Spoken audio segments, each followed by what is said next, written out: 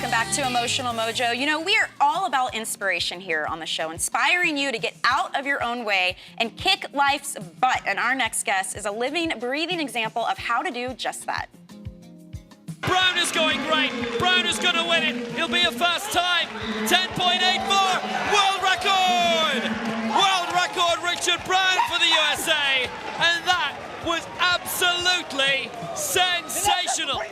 Woo, yes, it was sensational. That is Richard Browne Jr. He is a force to be reckoned with on the track, let me tell you.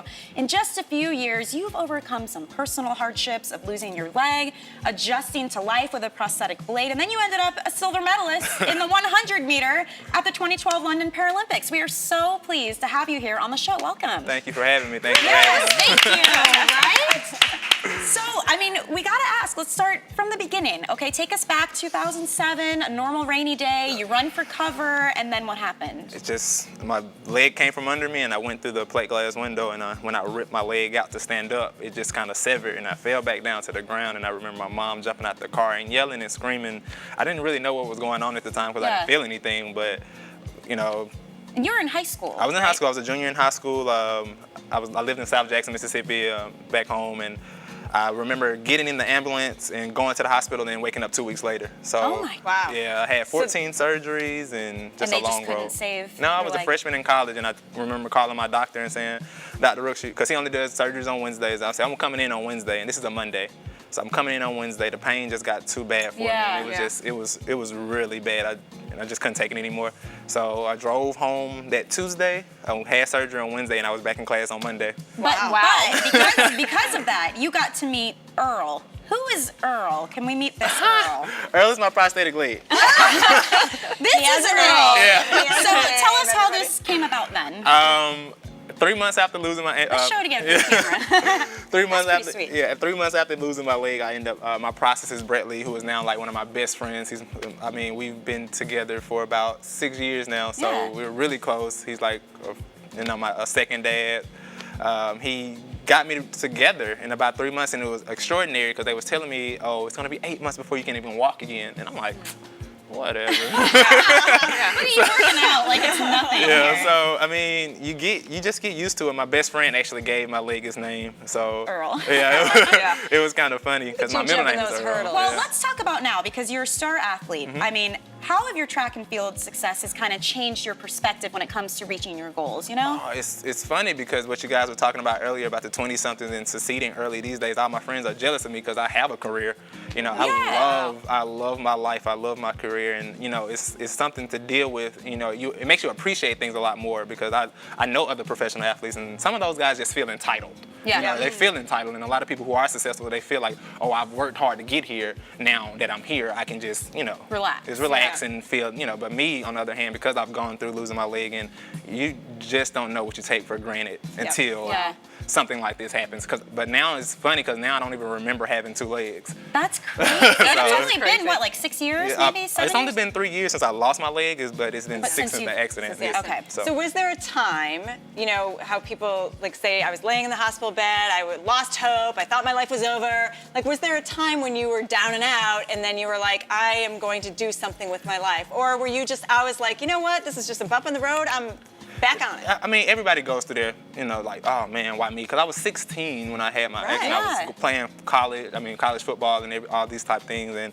I remember I've always had people in my corner from day one who wouldn't let me get down on myself. So I remember waking up and I saw my prosthetist for the first time, and he fitted me with some kind of cast thing that kept my legs. Like, I don't even know. I don't even know what it is. Like, I woke up and he was like there, like, oh, you know. So my mom has always been that type of person. If you're gonna do something, you're gonna be the best at it. Like I wasn't able to bring B's home, no B plus. I love that. I love Mom. Hey, Mom. Can we talk about the Paralympics too? Because you are doing amazingly well, and you still have goals, and you say there's not enough coverage of the Paralympics.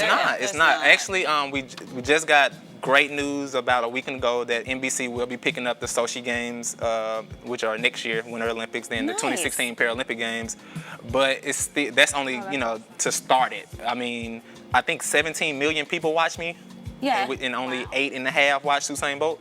Wow. So the Paralympics are a growing sport. Wow. We've come a long way since 2008 where Oscar bust on us. Everybody knows Oscar is the Blade Runner who ran Right. it. Oh, yeah, goodness, that was able- fantastic. Yeah, who ran at the I saw able-bodied that. Olympics. I met him actually in London last year. He's a great guy despite. What's going on with Personally. that legally? I right? mean, Olympians are amazing, but the Paralympians have overcome such obstacles. There's and a that's story behind it all. Exactly. And I feel like people overlook that aspect because I feel like if you take, some of the able-bodied athletes like a Usain Bolt or Dwight Howard or LeBron and put them through what we went through, Yeah. I guarantee you, half, if not more than half, won't even accomplish what we've accomplished. And what do you say to people, because there are people who claim that the prosthesis that you guys use gives you an advantage. Well, I can give it to you scientifically, real quickly. Our normal legs, our biological legs gives us about 312% injury return, roughly. 312. My prosthetic, this prosthetic particularly, only gives me about 65. Okay. So if I put down 50 pounds of pressure, I'm only going to get 65% of that in return. So 50 plus 25 plus 5, what is that, 80 pounds in return? Yeah. Right. And you guys get a whole 150 back. So What a great All way right. explanation. I like that. Can we mention? He just bashed that theory.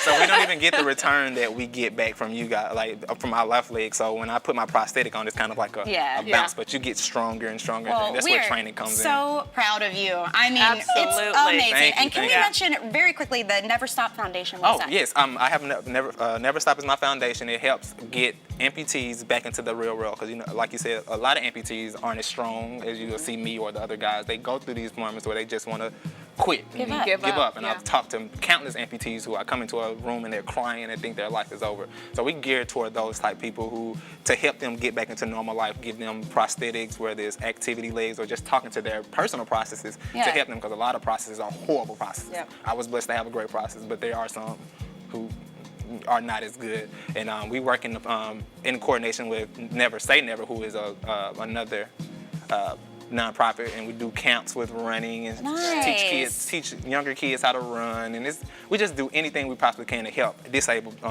people get back into active lives, because your life is not over if you lose a leg or you have a disability. There's blind and deaf and all these type of people that are in the Paralympics, and I saw deaf people and blind people play soccer. I've never seen that. Wow. I think I've never been so inspired in my life, because me, in my sport, they call this a paper cut. A paper cut. They call my amputation a paper cut. So It's nothing. It technically is nothing, because you have people who can't even move their quadriplegics. I love his outlook. It's so positive. I gotta ask you, because we talked about this the other day about all these schools, mercy rules in sports. Okay, they're meant to keep the competition fair. If somebody's winning in a blowout, they have these rules where you got to call the game. But what do you think about that? Do you think we're teaching our kids not to do their best? I feel like the younger generation that's coming up under me, I know I talk to my brothers and sisters, and they all play sports and everything, and I do feel like they're kind of losing their competitive edge, even like in national football with all the touch rules and everything. Yeah, there's a lot of rules. I feel like, I want to run against able bodies, and I feel like there's no mercy rule for me. They don't, when I get on the track, they don't say, oh, give him a 10-meter head start. And you don't want one. I don't You want don't one, want one. Of exactly. course not. I don't get head starts or anything. I want to run, period, point blank, end of story. I just want to run. So mercy rules, competition is competition. Yeah. If you get blown out, go back home and make it better. Thank you so love his much attitude. for being here. Can we just have a fun? And can we look at these medals? Yes, this bling. Oh, let me I want to hold one. There's so many. Don't go anywhere, you guys. Our show's back in just a moment. We're just going to hang on to this bling a little bit. Richard Browne Jr. Thank you so much. No problem. We appreciate it. You guys, we'll be back in just a moment.